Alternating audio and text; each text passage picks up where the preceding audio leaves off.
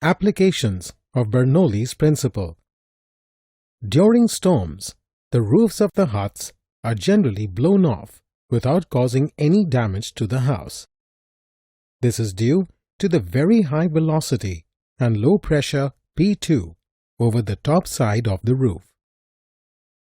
Below the roof, there is high pressure P1. Thus, P1 is greater than P2.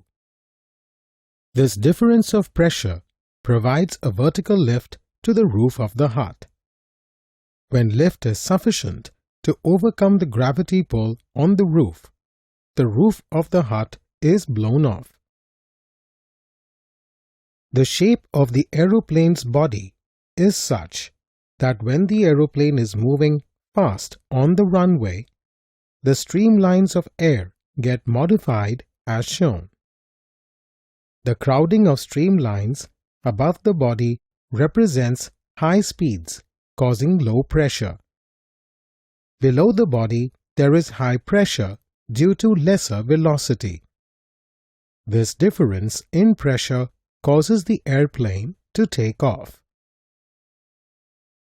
As we spray through a spray gun, liquid comes out from it. The reason is that when we compress the handle of the spray gun, the velocity of air just above the capillary tube increases suddenly.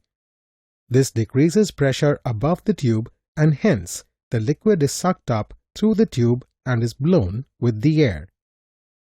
When a ball moves without a spin, the velocity of air above and below the ball is same, and therefore the pressure above and below the ball is also equal.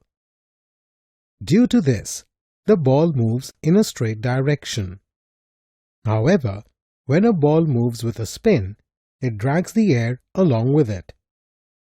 The streamlines due to the spin add on to the horizontal streamlines on one side and oppose them on the other side. This results in a difference in velocity and hence a difference in pressure on the two sides of the ball. As a result, the ball experiences a net force and deflects from its straight line path.